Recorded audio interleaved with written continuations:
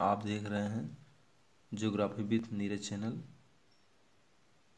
यहाँ पर हम लोग आज भारत का भूगोल पढ़ रहे हैं। आइए हम लोग शुरू करते हैं। प्रश्न नंबर 1, दक्कन लावा का उद्गार किस युग में हुआ था? दक्कन लावा का उद्गार क्रिटेशस युग में हुआ था। प्रश्न 2, दक्कन लावा का सर्वाधिक विस्तार किस राज्य में है? दक्कन लावा का सर्वाधिक विस्तार गुजरात राज्य में है।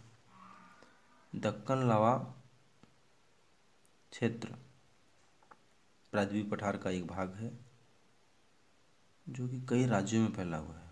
गुजरात में फैला हुआ है, मध्य प्रदेश में फैला हुआ है, महाराष्ट्र में फैला हुआ है, छत्तीसगढ़ में, झारखंड में एवं उत्तरी पश्चिमी कर्नाटक राज्य में फैला हुआ है।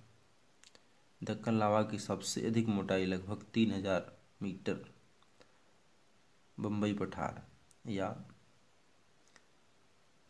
मुंबई तट के आसपास है, जबकि पूरब की ओर जाने पर और कर्नाटक की तरफ जाने पर इसकी मोटाई कम होती जाती है। प्रश्न 3, एक बात और, दक्कन लावा पठार कपास की खेती के लिए बहुत प्रसिद्ध है और कपास की सबसे अधिक पैदावार गुजरात राज्य में होती है। प्रश्न नंबर 3, कश्मीर घाटी की करेवा निक्षेप का निर्माण किस युग में हुआ? कश्मीर घाटी की करेवा निक्षेप का निर्माण प्लीस्टोसीन युग में हुआ। प्रश्न 4, उत्तरी भारत के मैदान की उत्पत्ति किस महाकल्प में हुई? उत्तर है चतुर्थ महाकल्प या प्लीस्टोसीन युग में हुई। इसके अंतर्गत उत्तरी मैदान के अंतर्गत कौन कौन से मैदान आते हैं? गंगा यमुना का मैदान, गंगा सिंध का मैदान एवं ब्रह्मपुत्र का मैदान। इन मैदानों की उत्पत्ति चतुर्थ महाकल्प या प्लीस्टोसीन युग में हुई। प्रश्न 5, डल्ली राजहरा एवं बैलाडीला किस खनिज के लिए प्रसिद्ध है?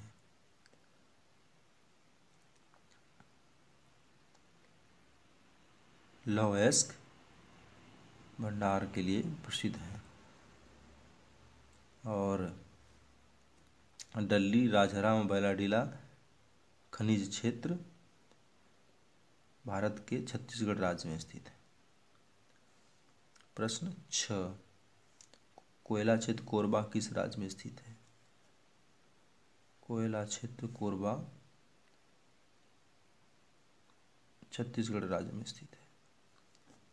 प्रश्न 7, मेघालय पठार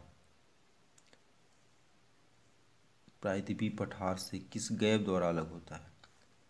मेघालय पठार प्रायद्वीपीय पठार से मालदा गैप द्वारा अलग होता है। मालदा गैप आज भी पश्चिम बंगाल में एक जिला है मालदा। यह एक मैदानी भाग है जो कि दो पठारी क्षेत्रों के बीच में आ गया है। एक तरफ मेघालय का पठार, दूसरी तरफ प्रायद्वीपीय पठार, इसलिए इसको मालदा गैप कहा जाता है। और इसी गैप द्वारा जो है दो पठारों का अलगाव हो गया है। पहले ऐसा माना जाता था कि मेघालय पठार प्रायद्वीपीय पठार का ही एक अंग है।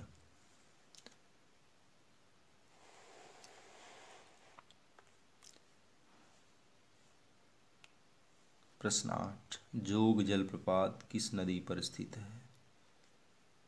जोग जलप्रपात शरावती नदी पर स्थित है। यह प्रपात और यह नदी भारत के कर्नाटक राज्य में स्थित है। प्रश्न 9, पालघाट दर्रा किस पर्वत श्रेणी में स्थित है? पालघाट दर्रा नीलगिरी पर्वत श्रेणी में स्थित है। पालघाट दर्रे को पलक्काड़ दर्रा भी कहा जाता है। यह दर्रा तमिलनाडु को केरल से जोड़ता है।